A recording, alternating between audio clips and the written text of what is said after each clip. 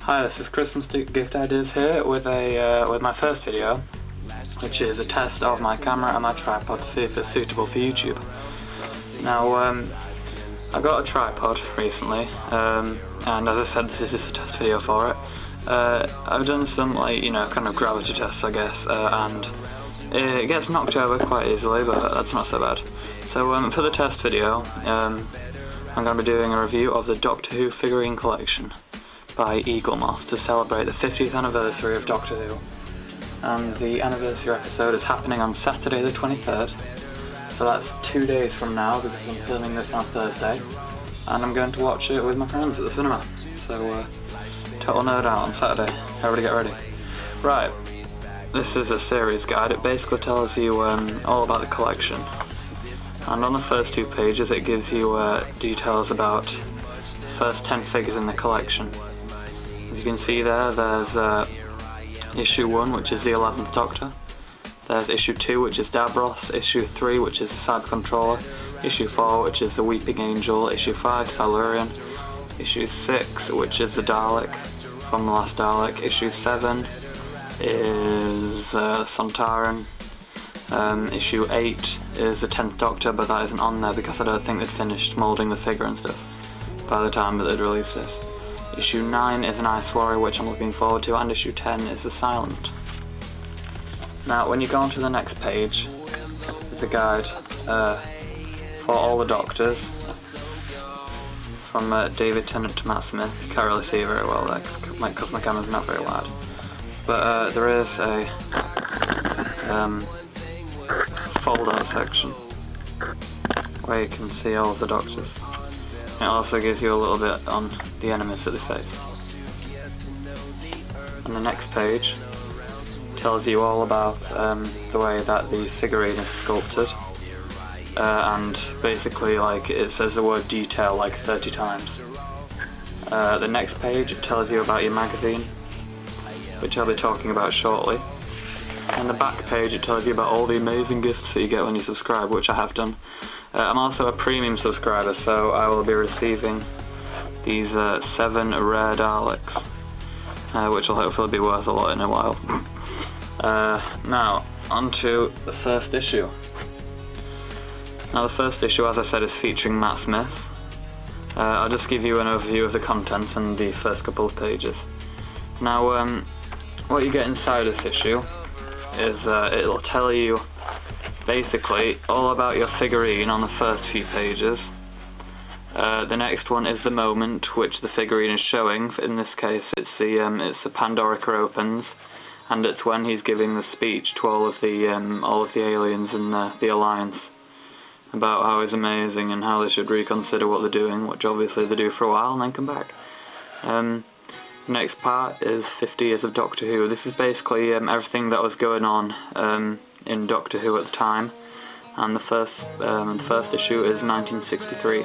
I've heard some people on reviews saying that they're going to do 1 year every issue, and there's going to be 50 issues. That's wrong. There's actually going to be 80 issues.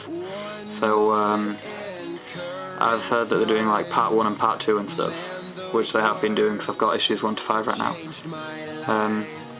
They also have little bits of reviews from everything Doctor Who, like for instance this issue, it's the TARDIS. And also there's and actually a really interesting part. This is probably my favourite part. It's the Big Ask. Basically, there's really interesting stuff about the show, and your questions answered. Like for instance, my favourite question this time was, what are all of the burn marks in Amy Pond's garden when River Song looks around it? And the answer to that is the only thing I'm going to show you apart from the first couple of pages. The answer to that is here. You can pause it and have a look at it. It basically says that it's most likely the Nestine consciousness. when they were like taking samples from Amy's memories, which is why they were in a house. And also there's a People Who section, which is where they basically go into detail. It's almost like an interview, except it's not. It's like a biography kind of the people who made Doctor Who what it is. And the first issue is Stephen Moffat, the man who almost ruined Doctor Who, but he managed to correct himself, so that's all good. Now the second issue is Davros. As you know, there's all the stuff that I explained about in the first issue. The moment is from Journey's End. There's a history of units, stuff like that.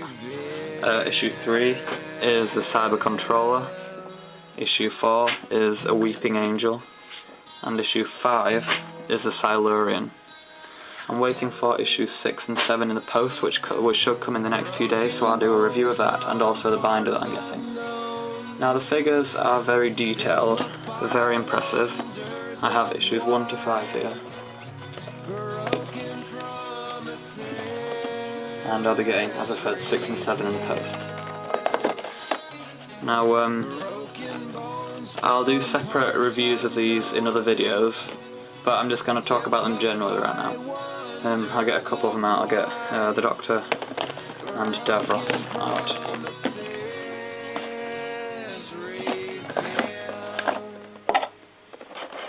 Now the weight difference in these two figures is quite a lot. For obvious reasons. Davros has got his base filled with like resin, metallic resin, which is basically normal resin but with metallic particles in it. As you can see, his face, I'm not sure if the camera will focus. Will it focus? Kind of hard to see on the viewing window, but his face is very, very detailed. His teeth on mine actually came out quite good, but on other pictures I've seen his teeth are really, really, really yellow. And they could have given him a black wash and stuff. But the paint job on mine, on his controls and stuff, is very good. And I really like that, and they've got a high level of detail on his stand. His hand's very good, even down to the buckles on his straight jacket. Now on to Matt Smith, the 11th Doctor. Mine came very well painted again. His face is pretty good. They must have used some really small brushes for the eyes because they didn't get the pupils in there. And also the communicator I was really impressed with because he even had like the iPhone style camera on the back of it. He's got his finger extended. Everybody will obey me kind of thing. And the buttons are also well painted, and there's even lines on his suit. Even lines on his shirt that he wears. Isn't like pinstripes, so I was really impressed with that, and obviously the classic bow tie that he wears. Now that's basically my review of the Doctor Who Figurine Collection so far. I'll do more in-depth reviews, as this one is kind of like an in-general video to test my recording booth, which I now have. So thanks for watching, and I'll see you more from your reviews.